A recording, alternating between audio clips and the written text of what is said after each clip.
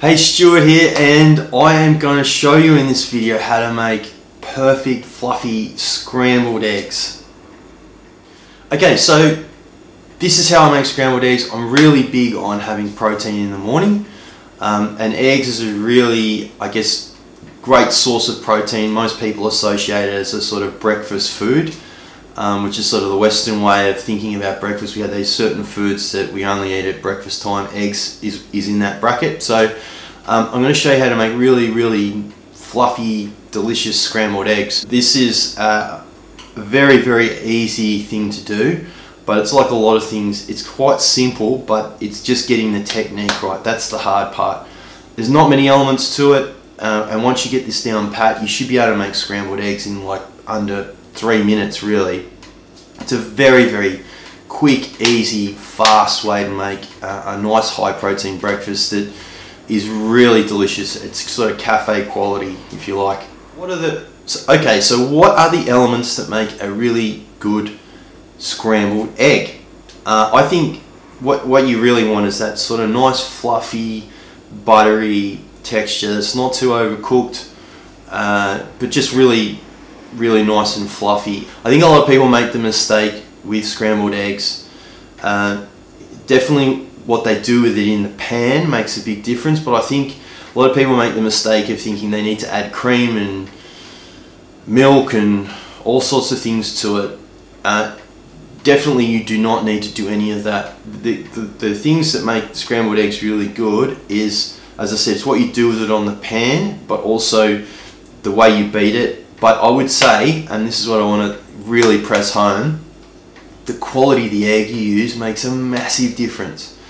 And I eat eggs all the time, and when you have quite plain scrambled eggs, you can really taste the difference between a good egg and a not so good egg. So let's jump into what you actually need to make this. Okay, so this is all we need. As I said, the most important thing of all is this. Good quality eggs.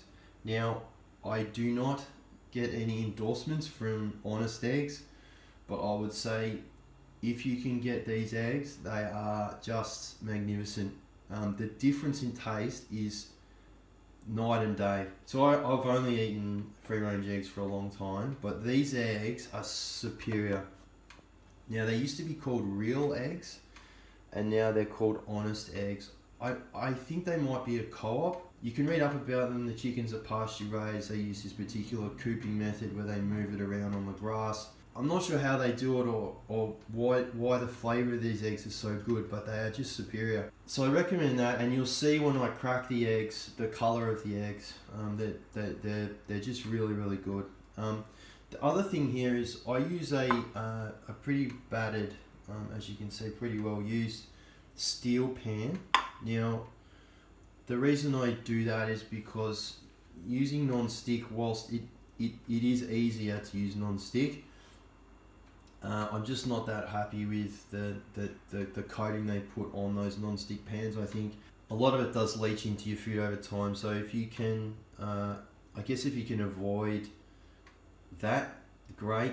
I use a steel pan, as I said, which is a very basic way of cooking. This pan's quite good, and I'm used to using it, so I know the heats and the temperatures that I need to get the pan to. It doesn't have a little red dot or anything in the middle of it, but it's a good pan. Don't ask me what the brand is. I've got no idea. Anyway, it's a simple bowl, and the other element is butter. Now, a nice grass-fed butter or good quality butter definitely is needed for this recipe. I would say scrambling the eggs in butter is one of the most important elements to this. People that use oil, to me, it has a funny texture when you make scrambled eggs with oil. The finish is not as nice, but the butter really sort of gives it that nice buttery, combined with the fluffy element to it. I think it brings the scrambled eggs up. It means you don't have to do a lot to them either. But I always cook in butter anyway. I cook steaks and everything in butter. I rarely use oil if I'm pan frying something. Butter's a much better fat to cook in. It has a much lower smoke rate, and it just doesn't, you don't get any of those nasty triglycerides that you get when you heat oils up too high. There's nothing wrong with olive oil, but you just got to realize it's no good when you overheat it or pan fry it, which is what happens when you put oil in a pan. It overheats. So they're the elements you'll need. Let's get going on making these eggs. Now, what you're looking for in a really good quality egg, which is what I use here, it's the color of the yolk that is really important. You want a nice golden yolk. Now, it's a bit tricky these days because the chicken farmers are quite aware of the yolk color being an indicator of the health of the hen. So they give chickens all sorts of vitamins and whatnot to make the yolks yellow. So it's not as much of an indicator as it would have been, say, 10 years ago.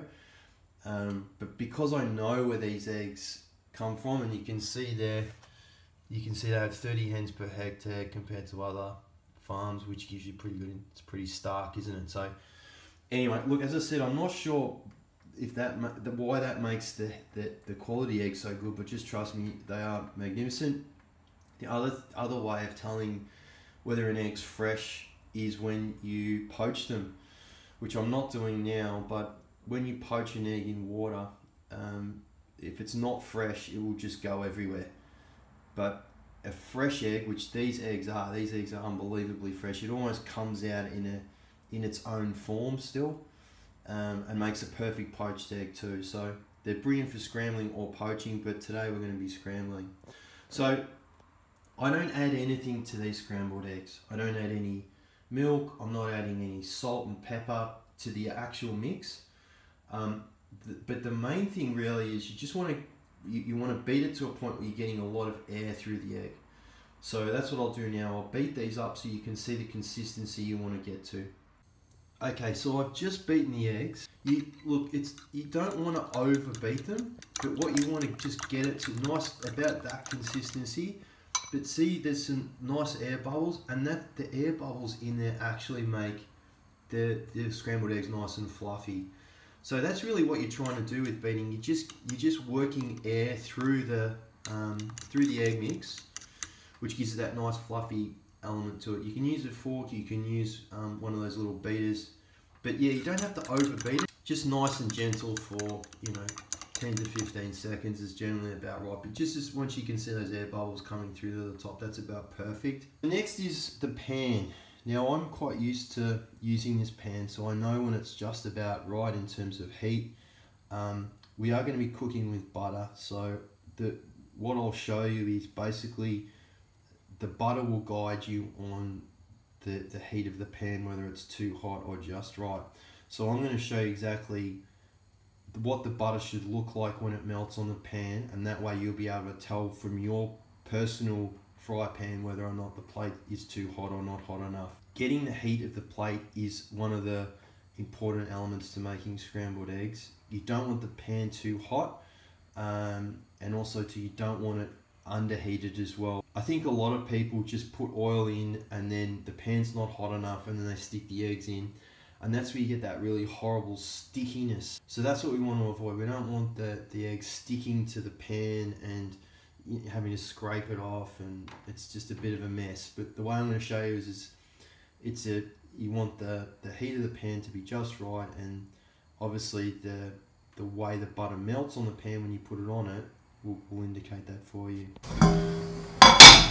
Okay, so I'm putting the butter onto the pan, and as you can see, it's still yellow. See how it's not burning? The butter will turn like a dark brown color if the pan's too hot. So that is just right. So you just want the pan to melt the butter like that, and then you pour the egg mixture on like this. Let that sit. The other element with this is you don't want to touch it straight away. What you want is the edges of that pan to slightly starting to cook. You can see that there, and all I'm doing is pushing it into the middle. So you can see it's cooked a little bit on the other side as well. Push it into the middle. See how I'm not I'm not scrambling the eggs like you see people scrambling them, like chop them up and really sort of push them around the pan. You just want to keep pushing into the middle and then moving the liquid into the areas where there's, I guess you can see the silver of the pan there. So you just keep moving it around. So I've used 3 eggs. You can use 2 eggs. This once you've sort of got most of the liquid done like that, it's just a matter of folding. So I'm very delicate with the egg. I'm not chopping it up here. Just let it heat and then gently fold it across. You can see it's still a little bit liquefied through the middle. Some people actually quite like their omelette like that. This is similar to a French omelette, which is sort of folded over. This makes it really nice and fluffy though. So a couple more turns and we are ready to plate, I think. You can see the steam coming off that. Now that is perfectly cooked. It's nice and fluffy. I haven't chopped it up. So it's gonna be sort of nice and not too overcooked through the middle. Don't have to cook it for very long. As you can see, it's really like well under a minute in terms of how much time the eggs actually sit on the pan. You've just got to make sure that the pan is not too hot, because that will mean that you're getting, you know, a beautiful consistency and nice and fluffy. There is one other element that I do, which is when I salt it around the edge. I don't know why it tastes better like that. Someone told me to do it like that and it's absolutely magnificent. So I'm going to enjoy that now.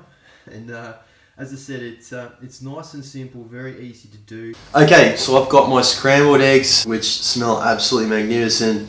The butter and the egg, and then you've got the salt crusted around the edge of the plate. That's definitely the way to prepare it. Now this, as I said, it's a very, very simple way of doing it, but it really is, it's a method, and once you get that method down, then you can get as tricky as you like. As I said, this is the sort of foundation of the scrambled eggs. But if you want to add herbs, or, you know, I add goat's cheese to this a fair bit, so it's a nice goat's curd, or any sort of cheese is really nice too. But once you've got that, you understand how to make the scrambled eggs as in the base, then you can get as I said, as tricky or as elaborate as you like with it. But they're magnificent, very easy to make. You've got no excuse now, and I know I have had many clients that sort of used to tell me that they don't have time to make scrambled eggs in the morning. Well, that's bullshit, because it takes under a minute to do once you know what you're doing. And even more so if you're stuck at home now with this COVID pandemic, which is when we're filming this. Yeah, you've got absolutely no excuse whatsoever. So let me know what you think of this. Have a go at it yourself. Hopefully that sort of showed you the steps. But if there's anything that's unclear, don't hesitate to let me know, and I'm going to go and enjoy these eggs, and hopefully you enjoy them as well.